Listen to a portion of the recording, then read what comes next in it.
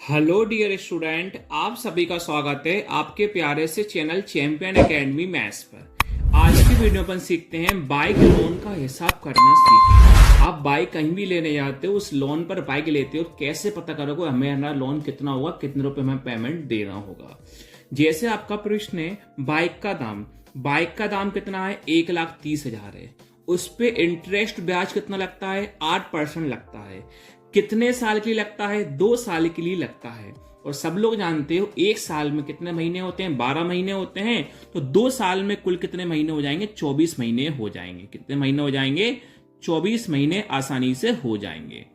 अब ईएमआई महीना बताना है आपको, एक महीने में ईएमआई कितना भरना है और बताना डाउन पेमेंट क्या होता है। सबसे पहले मैं आपको समझाता हूं डाउन पेमेंट क्या होता है। जैसे मान के चलो 1,30,000 बाइक का दाम है, तो डाउन पेमेंट का मतलब होता है आपका 1,30,000 का पूरा लोन नहीं होगा, आपको कुछ ना कुछ डाउन पेमेंट देना होगा। हो सकता है डाउन पेमेंट आपको 20,000 रुपए देना हो, 30 देना हो, 35 देना हो, 15 देना हो, 10 देना हो, वो होता है डाउन पेमेंट। तो 1,30,000 में से भी जितना भी आपने पेमेंट करा है डाउन 10, 20, 15, तो वो 1,30,000 में से माइनस हो जाएंगे।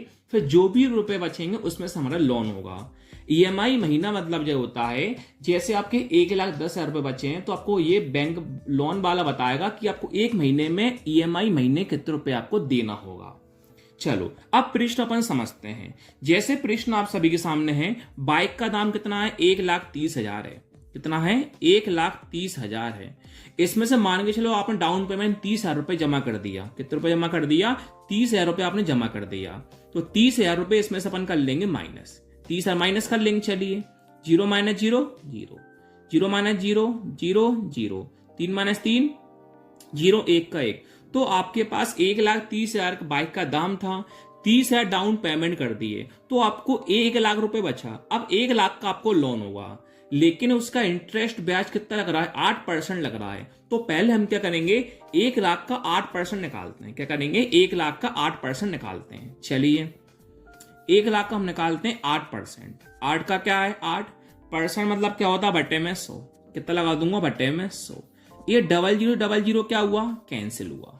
तो अब हमारे पास क्या बचा, 1,000 का इंटू किस में करेंगे, 8 में। तो 1,000 इंटू 8 कितना हुआ, 8,000 होगा। ये आपके पास आया 1 साल का। कितने साल का आया, 1 साल का। जो भी हम इंटरेस्ट निकालते हैं वो हमेशा साल का ही कहा जाता है। कितने साल का आया, 1 साल का आया। लेकिन आपको 2 साल का निकालना है। क्या करना, 2 साल का निकालना है। तो 2 साल का निकालने के लिए आपको क्या करना होगा, 8,000 में 2 का इंटू कर देंगे। तो 8,000 में 2 का इंटू करेंगे तो 8,000 इंटू 2 कितना होता है, 16,000 रुपए होगा। कितना होगा, 16,000 रुपए होगा। अब आपका जो लोन था, कुल आपको 1,00,000 रुपए था, 1,00,000 का लोन लेना था। 1,00,000 के लोन में आपको 16,000 रुपए ब्याज देना होगा। 1,00,000 के लोन में आपको 16,000 रुपए ब्याज देना होगा। जोड़ते हैं, देखो 1,00,000 का लोन था, उसमें आपको 16,000 रुपए ब्याज देना होगा। इनको हम प्लस करेंगे, 0 0 0 6 1 और 1। तो टोटल आपका रुपए कितना हुआ, 1,16,000 हुआ। आपको क्या करना है, 1,16,000 रुपए तो हुआ, कितने साल का हुआ, 2 साल का हुआ। 2 साल यानी कितने महीने का हुआ, 24 महीने का हुआ। कितने महीने का हुआ, 24 महीने का हुआ। लेकिन आपको 1 महीने का निकालना है। कितने महीने का निकालना है, 1 महीने का निकालना है।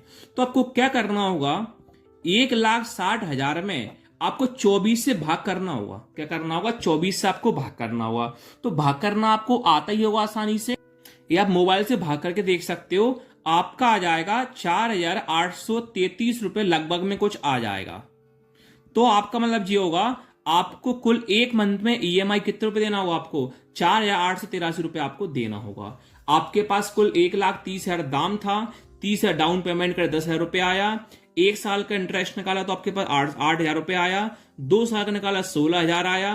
तो 1,00,000 में 16,000 रुपए जोड़ेंगे तो आपको 1,16,000 रुपए देना होगा। लेकिन 2 साल का ब्याज है, आपको 1 मंथ की ईएमआई करने के लिए 24 से भाग करा तो आपका 4,883 रुपए आया। ये आपको 1 महीने बाद हर महीने आपको देना है।